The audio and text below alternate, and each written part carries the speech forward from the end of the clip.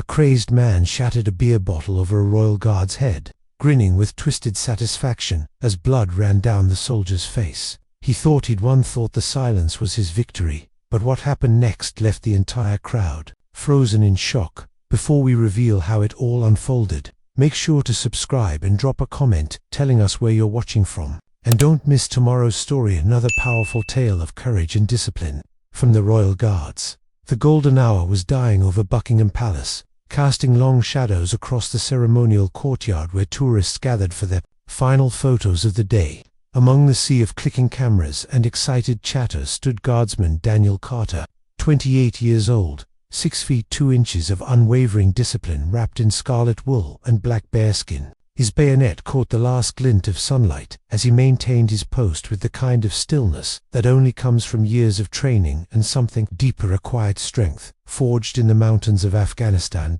Carter had been standing there for 47 minutes without so much as a twitch. His breathing was controlled, measured, almost meditative.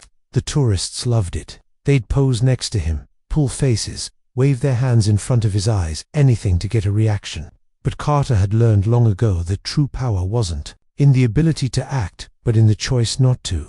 His military record spoke volumes: 3 tours of duty, a commendation for valor, and not a single disciplinary action in 6 years of service. He was the kind of soldier who made the uniform proud to be worn. The crowd was beginning to thin as the evening shadows lengthened. Families with young children headed back to their hotels, couples strolled hand in hand toward the palace gates, and the usual collection of street performers started packing up their equipment. But there was something else moving through the crowd, something that made the hair on the back of Carter's neck stand up. Though his expression never changed, Mike Dawson was 42 years old, unemployed, and 3 pints deep into what had started as a celebration of his favorite football team's victory. But somewhere between the second and third pint, celebration had curdled into something darker. His marriage had ended 6 months ago. His job at the construction site had disappeared with the latest round of budget cuts, and now he was wandering the streets of London, with nothing but a half-empty bottle of beer and a growing sense that the world owed him something. Dawson's appearance told the story of his recent decline. His once white football jersey was stained with sweat and spilled beer, his jeans were torn at the knee, and his eyes held that particular glassy quality that comes from drinking to forget rather than to enjoy. He'd been asking strangers for money, getting increasingly aggressive when they refused, and now he'd spotted something that represented everything he felt had been denied to him: authority, respect, stability. The first thing Dawson noticed about Carter was how clean he looked. The brass buttons on his tunic gleamed like they'd been polished that morning, which they had. The red fabric showed no signs of wear, no stains, no evidence of the chaos that seemed to follow Dawson wherever he went. It was infuriating in a way that Dawson couldn't quite articulate, but felt in his bones. "Look at this one," Dawson muttered to himself, swaying slightly as he approached Carter's position, standing there like he's better than everyone else. The tourists around Carter seemed to sense the shift in atmosphere. Conversations became quieter, phones were lowered, and parents instinctively moved their children a step closer. Carter, meanwhile, had catalogued Dawson's approach in his peripheral vision. Height, 5 feet 8 inches. Weight, approximately 170 pounds. Gait, unsteady, favoring his right leg. Threat level, potentially escalating. But Carter's training went deeper than just tactical assessment. He'd spent 3 years in Helmand Province, where the difference between a genuine threat and someone having the worst day of their life often came down to split-second judgment calls. He'd learned to read the subtle signs, the way someone held their shoulders, the rhythm of their breathing, the focus in their eyes. Dawson was angry, drunk, and looking for a target, but he wasn't a trained fighter. He was just a man who'd lost his way. The crowd around them had grown quieter now, forming an unconscious circle with Carter at the center and Dawson approaching from the east. A young mother with a stroller had stopped to fish for something in her bag, but her eyes kept darting toward the unfolding scene. An elderly man with a walking stick had paused his conversation with his wife, sensing the tension without being able to identify its source. "Oi, tin soldier," Dawson called out, his voice carrying the kind of false bravado that alcohol provides. "I'm talking to you." Carter's breathing remained steady. 4 counts in, hold for 2, 4 counts out. It was a technique he'd learned during his first tour, when the stress of constant vigilance had threatened to break him. The human body could only maintain high alert for so long before it started to shut down. But controlled breathing could extend that threshold indefinitely. The bottle in Dawson's hand was a standard pint of bitter brown glass, about empty, with a slight crack running down one side from where he'd dropped it earlier. In the fading light, it looked almost amber, like liquid sunshine trapped in fragile walls. Dawson raised it toward Carter, not quite threateningly, but with enough intent to make the nearest tourists take a step back. The silence stretched between them like a taut wire. Carter had been in situations like this before, not exactly like this, but close enough. In Afghanistan, there had been a checkpoint incident where a local man, driven to desperation by circumstances Carter couldn't fully understand, had approached his position with what looked like a weapon. The man had been shouting in Pashto, his voice cracking with emotion, and Carter had held his fire until the very last second, when it became clear that the weapon was actually a photograph of the man's missing daughter. That incident had taught Carter something crucial about the space between action and inaction. There was power in the pause, strength in the moment before the decision. Every second you didn't act was a second where the situation could change, where understanding could replace assumption, where wisdom could triumph over instinct. Dawson was getting closer now, close enough that Carter could smell the beer on his breath, the stale cigarette smoke in his clothes, the desperate edge of someone who'd been running on empty for too long. The tourists were backing away, more obviously now, creating a wider circle around the two men. Someone in the crowd had their phone out, recording, though they were trying to be discreet about it. "You think you're something special, don't you?" Dawson said, his voice getting louder. "Standing there in your fancy uniform, pretending you're better than the rest of us." Carter's eyes remained fixed on the middle distance, but his awareness was total. He could sense the position of every person in the immediate area, the location of the nearest emergency exits, the approximate response time for palace security. More importantly, he could feel the energy of the crowd shifting from curiosity to concern to something approaching fear. The young mother with the stroller had begun to move away, her maternal instincts overriding her curiosity. The elderly man with the walking stick had taken his wife's arm, steering her toward the palace gates, but others were moving closer, drawn by the kind of morbid fascination that makes people slow down at car accidents. Dawson raised the bottle higher, and for a moment, Carter thought he might actually swing it. The muscles in the man's shoulders had tensed, his grip had shifted, and his breathing had become shallow and rapid. But instead of striking, Dawson began to gesture with the bottle, using it to punctuate his words. "My dad fought in the Falklands," Dawson said, his voice cracking slightly. "Real fighting, not this dress-up nonsense. He came back with nothing, just like me, just like all of us." For the first time since Dawson had approached, Carter felt something shift in his chest. Not fear, not anger, but something deeper and more complex. Recognition maybe, understanding. The man in front of him wasn't just drunk and disorderly. He was lost, grieving, carrying the weight of disappointments that had nothing to do with Carter or the palace or the uniform. The crowd around them had grown larger now, forming a loose circle about 20 feet in diameter. Among the faces, Carter could make out the usual mix of tourists and locals, but also a few people who seemed to be there for different reasons. A woman in a business suit was speaking quietly into her phone, probably calling for help. A man in a maintenance uniform was watching from near the palace gates, his hand resting on what looked like a radio. Palace security had protocols for situations like this. Carter knew them by heart, assessed the threat level, maintained position unless directly ordered to move, trust that backup was coming. But the protocols didn't account for the human element. The way a situation could evolve from dangerous to tragic in the span of a few words. Dawson was still talking, his voice rising and falling in waves of emotion. "You know what I did today? I went to the job center, 4th time this month. They gave me the same papers, the same promises, the same nothing. And then I walk past here and see you, standing there like none of it matters." Carter's training had taught him to see people as potential threats first, human beings second. It was a necessary skill in combat, where hesitation could mean death. But standing here in the fading light of a London evening, watching a man unravel in front of him, Carter felt the weight of that training differently. The person in front of him wasn't an enemy combatant, he was a casualty of circumstances that had nothing to do with warfare. The bottle was shaking in Dawson's hand now, not from anger but from something else. Fatigue, maybe, or the simple physical strain of carrying emotional weight that had grown too heavy to bear. The crack in the glass had widened slightly, and Carter could see the amber liquid inside, sloshing with each tremor. "My wife left me," Dawson continued, his voice barely above a whisper now. "Said I'd changed. Said I wasn't the man she married. Maybe she was right. Maybe I don't know who I am anymore." The crowd was getting restless. Someone muttered something about calling the police. Another person suggested they should all just leave. But Carter found himself oddly reluctant to see this end with sirens and handcuffs. There was something about Dawson's pain that felt familiar, even if its expression was completely foreign to Carter's own experience.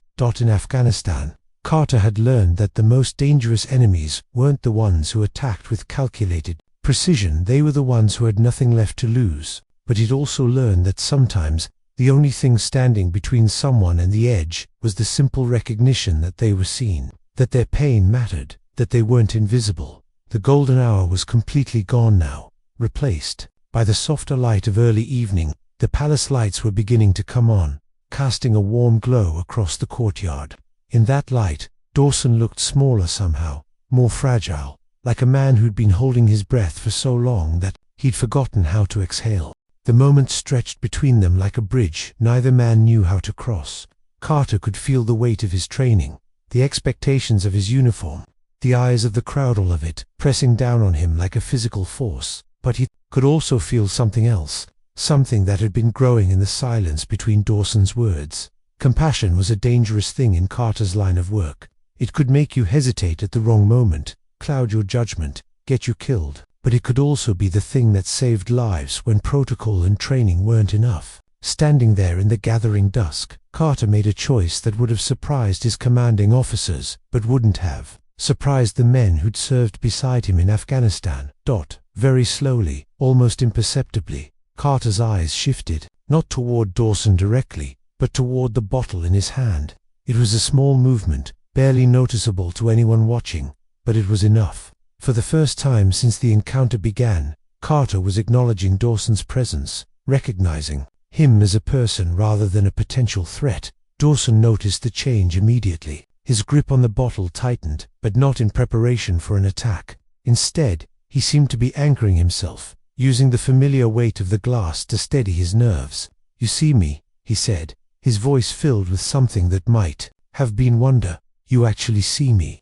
The crowd around them had grown to maybe 30 people now, a mix of tourists with their phones out and locals who'd stopped to watch the strange tableau unfolding in front of the palace. But the energy had shifted. Where there had been tension and anticipation, now there was something else, a kind of hushed attention, as if everyone present sensed they were witnessing something significant. Carter's breathing remained controlled, but his awareness had shifted. He was no longer just monitoring Dawson as a potential threat.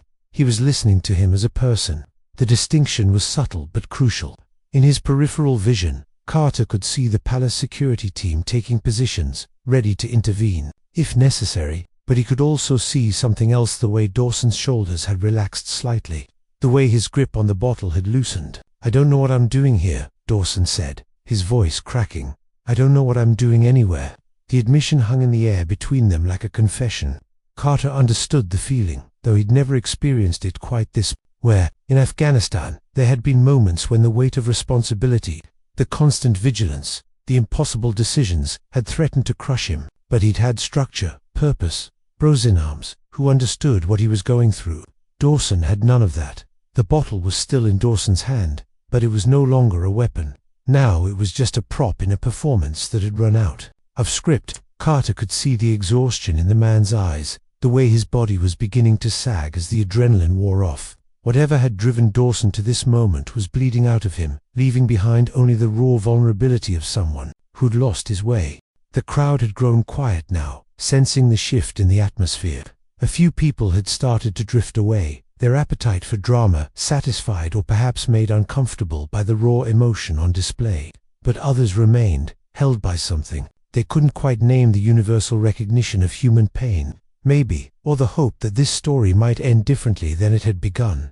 Carter could feel the weight of his bearskin hat, the stiffness of his collar, the perfect alignment of his uniform. Everything about his appearance spoke of order, discipline, purpose. But underneath it all, he was just a man who'd learned to carry his own pain differently. The difference between him and Dawson wasn't strength or weakness, it was circumstance, support, and maybe just luck. Dawson was looking at the bottle now, turning it slowly in his hands. The amber liquid caught the palace lights, throwing tiny reflections across his face. "My dad would be ashamed," he said, his voice barely audible. "He always said a man should be able to stand on his own 2 feet. Look at me now." The words hit Carter harder than he'd expected. In Afghanistan, he'd seen strong men break. Good men make terrible choices. Heroes become casualties of circumstances beyond their control. The line between stability and chaos was thinner than most people realized, and crossing it often had less to do with character than with the simple accumulation of unbearable weight. Palace security was moving closer now, their approach careful and professional. Carter could see them in his peripheral vision, positioning themselves to intervene if necessary. But he could also see something else, the way Dawson's grip on the bottle had loosened, the way his shoulders had begun to slump. The fight was going out of him, replaced by something that looked like grief. "I used to have a plan," Dawson continued, his voice getting quieter. "Job, wife, maybe kids, someday. It all made sense. Then the factory closed. Sarah left. And suddenly I'm standing here talking to a statue because I've got nobody else to talk to." The honesty was brutal and beautiful at the same time. Carter understood the impulse, the need to be heard, to be acknowledged, to matter to someone, even if that someone was a stranger in a uniform who couldn't respond. In Afghanistan, he'd seen soldiers talk to the stars, to photographs, to the empty air, just to feel less alone in the vastness of their isolation. The bottle was trembling in Dawson's hands now, not from anger but from exhaustion. The crack in the glass had widened, and Carter could see that it wouldn't take much pressure to shatter it completely. But Dawson didn't seem to be considering violence anymore. Instead, he was staring at the bottle as if it contained answers to questions he didn't know how to ask. "I don't know how to fix this," Dawson said, his voice breaking. "I don't know how to fix any of it." The admission hung between them like a bridge made of glass, fragile, transparent, but somehow strong enough to bear the weight of truth. Carter felt something shift in his chest, a recognition that went deeper than training or protocol. This wasn't about palace security or public order anymore. This was about one human being reaching out to another across the void of their separate experiences. In Afghanistan, Carter had learned that the most dangerous moments weren't always the ones filled with gunfire and explosions. Sometimes they were the quiet moments, the spaces between actions where decisions got made that would echo for years. Standing here in the shadow of Buckingham Palace, Carter felt the weight of such a moment settling around him like a cloak. Was looking at him now, really looking, as if seeing him for the first time. Not the uniform, not the symbol, but the man underneath. "You've got kind eyes," he said, his voice filled with surprise. "I didn't expect that."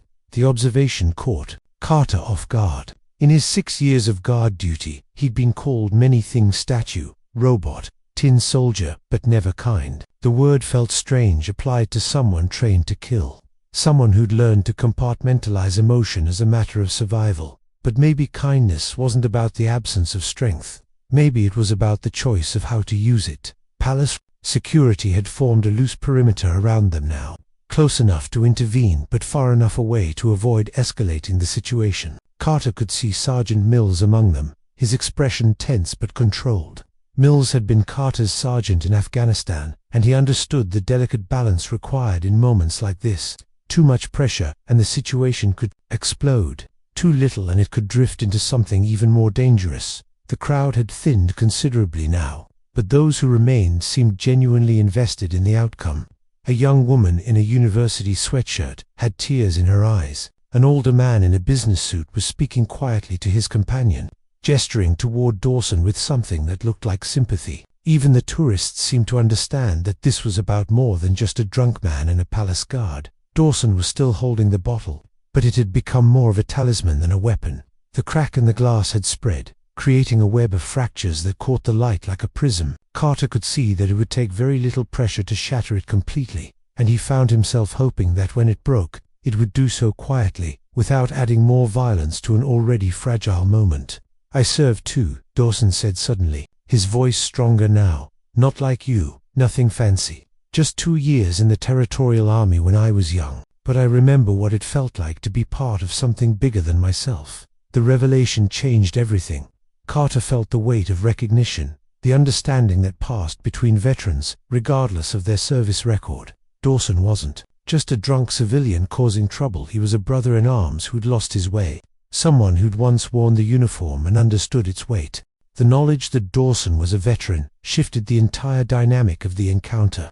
Carter felt the familiar tug of brotherhood, the unspoken bond that connected everyone who'd ever sworn an oath to serve. It didn't matter that they'd never met, that they'd served in different units at different times. What mattered was the shared understanding of what it meant to put duty before self, to carry the weight of responsibility, to stand guard while others slept. Dawson seemed to sense the change in Carter's attention. His posture straightened slightly, some ghost of military bearing asserting itself despite the alcohol and despair.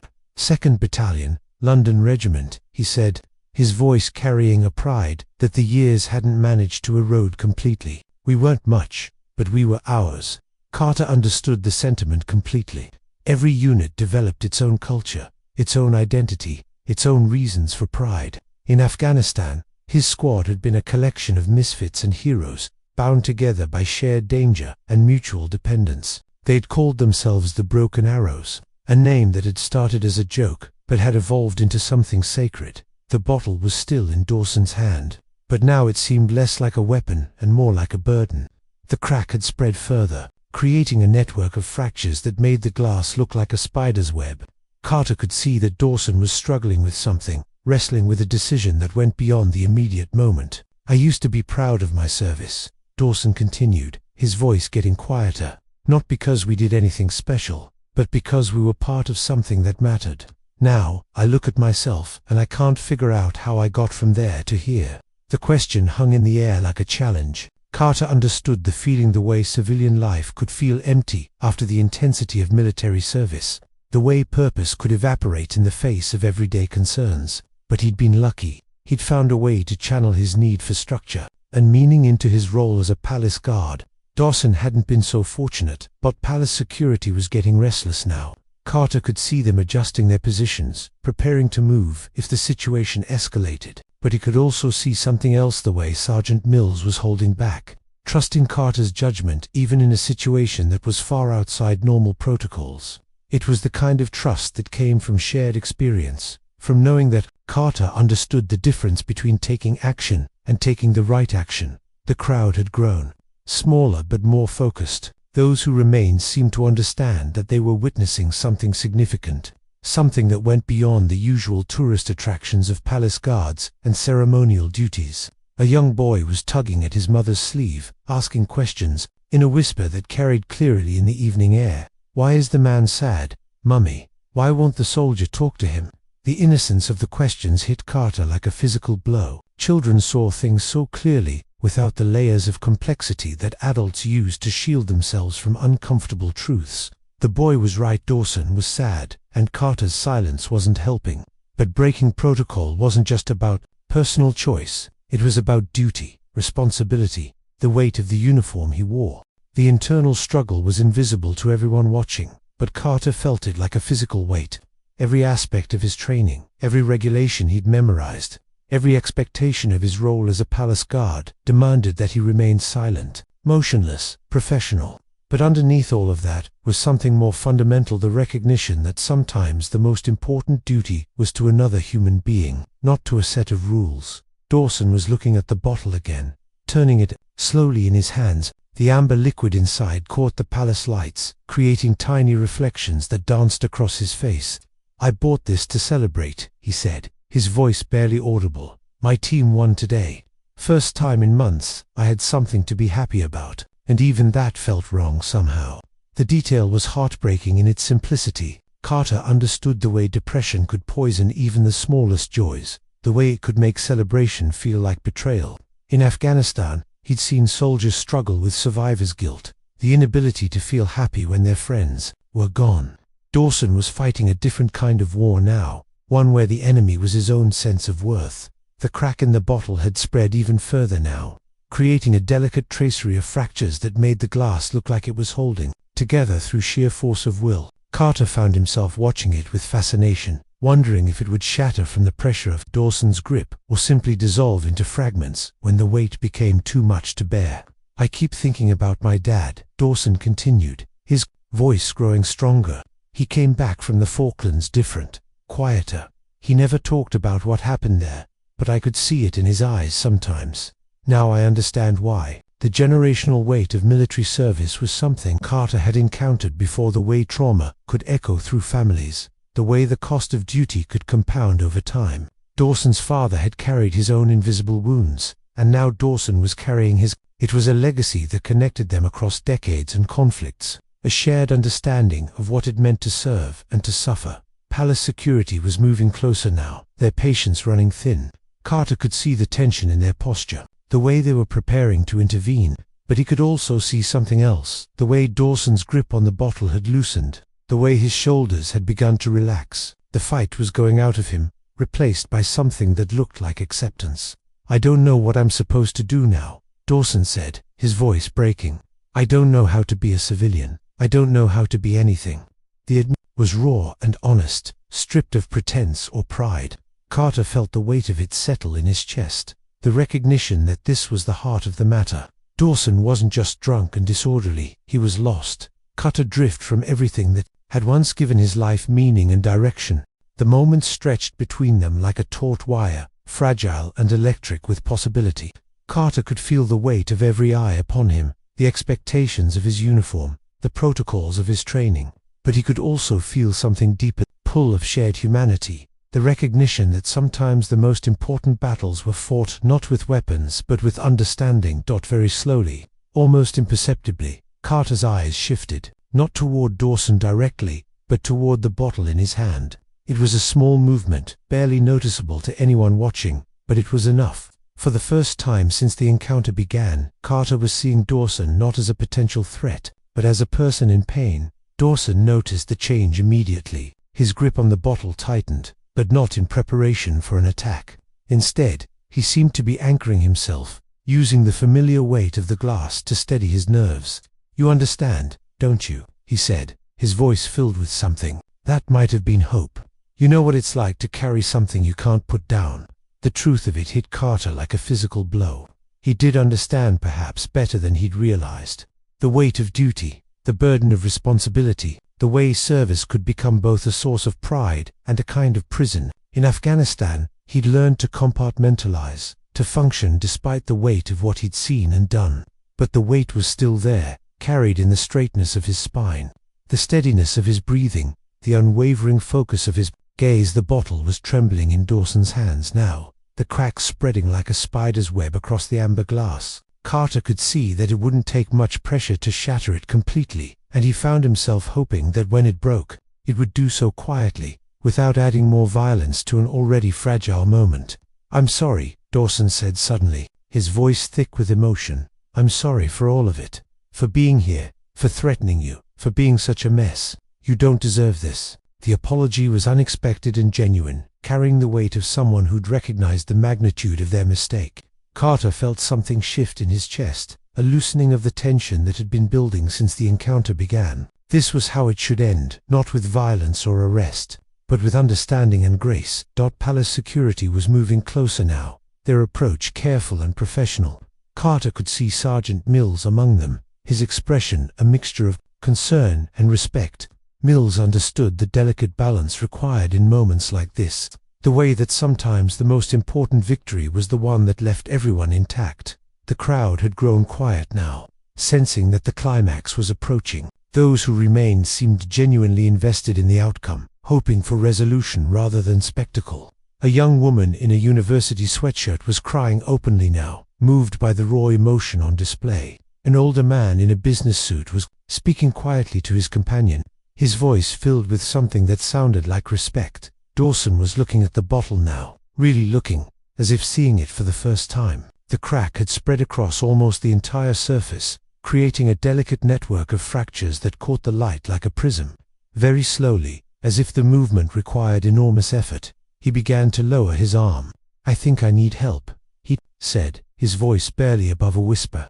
"I think I've needed it for a long time." The admission hung in the air like a benediction, brave and vulnerable and true. Carter felt the weight of it settle in his chest, the recognition that this was the moment everything had been building toward, not violence or confrontation, but the simple acknowledgement of human need and the courage to ask for help. As Dawson's arm came down, the bottle slipped from his fingers.